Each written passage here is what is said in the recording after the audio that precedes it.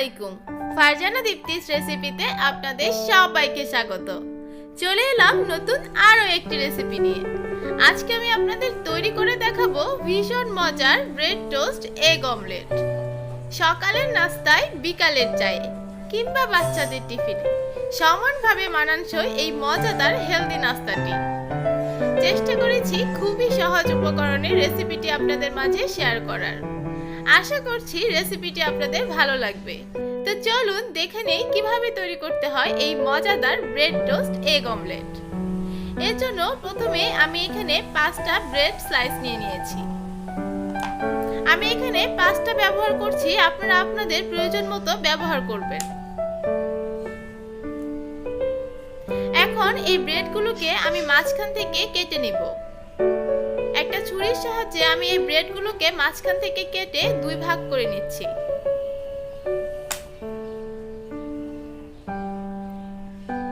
আমার কাটা হয়ে গেছে, একটা সাইডে রেখে দিচ্ছি। আমি সবগুলো ব্রেডই এভাবে কেটে নিব।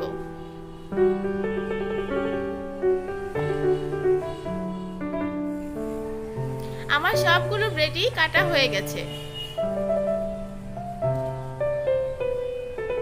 সবগুলো ব্রেডই আমি কেটে নিয়েছি এভাবে মাঝখান থেকে আলাদা করে।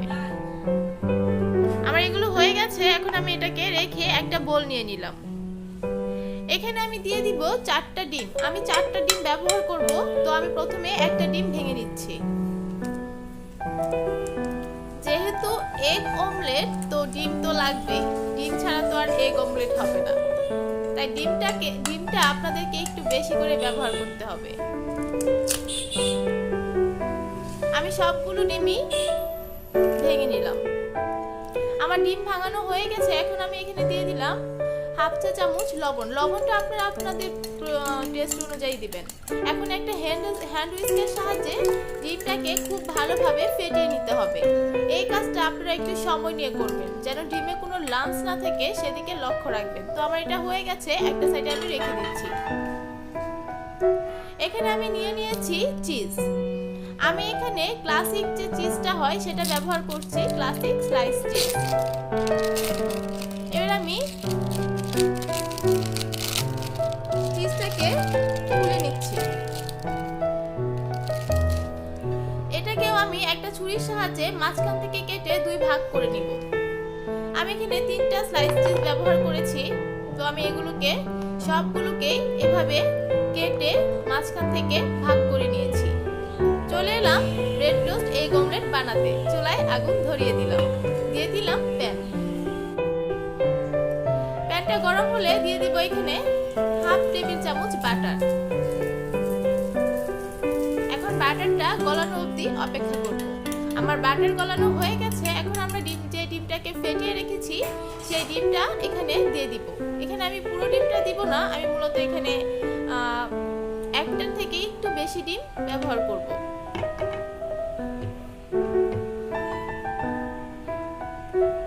এই সময় আমার চুলার আঁচটা কিন্তু মিডিয়াম টু লোতে আছে।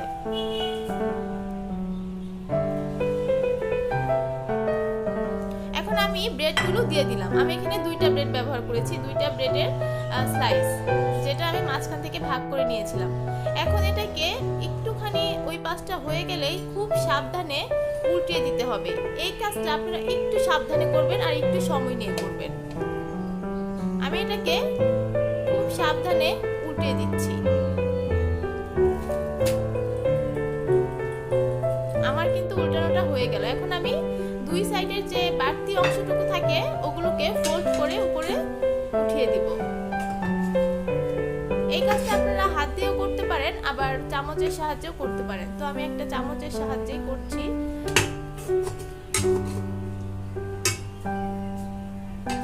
আমার 2 পাশটা উঠানো হয়ে গেছে। এখন আমরা যে 2টা স্লাইস ব্রেড দিয়েছি, এক স্লাইসে আমি দিয়ে দিব টমেটো সস।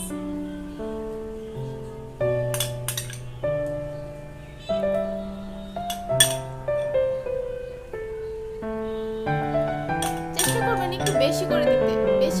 বেশি করে দিলে খেতে কিন্তু বেশি মজা লাগে। তো আমি একটু বেশি করেই পুরাটা জায়গাতে এরকম টমেটো সস দিয়ে নিলাম।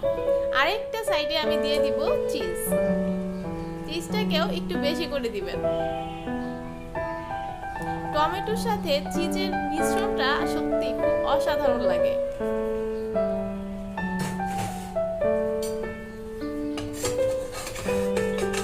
এখন আমি এটাকে উল্টিয়ে দিব। উল্টে দিয়ে মূলত এইভাবে একসাথে করে দিব। তো আমার এটা করা হয়ে গেছে। এখন অপেক্ষা করব ওই পর্যন্ত, যে পর্যন্ত না আমার চিজটাও গলে যাচ্ছে, টমেটোর সাথে মিশে একাকার হচ্ছে, ওই পর্যন্ত আমি এটাকে অপেক্ষা করব। চুলায় আমি আরেকটু পরিমাণ বাটার দিয়ে এটাকে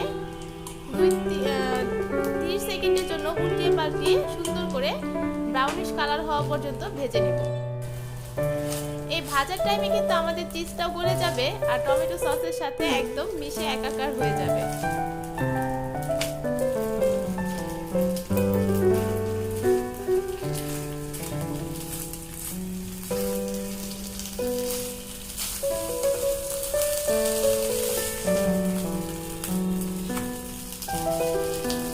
আমার সসটা চিজটা কিন্তু খুব ভালোভাবে মিশে গেছে।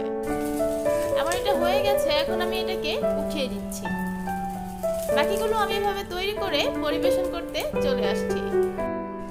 চলে এলাম পরিবেশনে। দেখুন আমাদের ব্রেড টোস্ট এগ অমলেটটা কিন্তু একদম তৈরি। এখন আমি উপর থেকে একটুখানি টমেটো সস ছিটিয়ে দিচ্ছি। দেখতেও সুন্দর লাগবে আর খেতেও অসাধারণ লাগবে।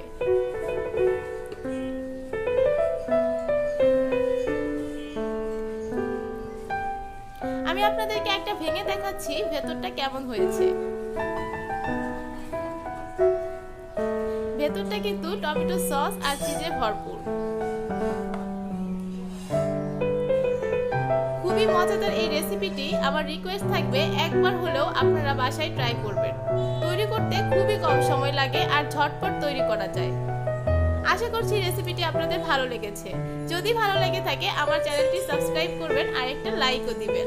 তো আজ আর নয়, এখানেই বিদায় নিচ্ছি। সবাই ভালো থাকবেন, আমার পরিবারের জন্য দোয়া করবেন। আল্লাহ হাফেজ।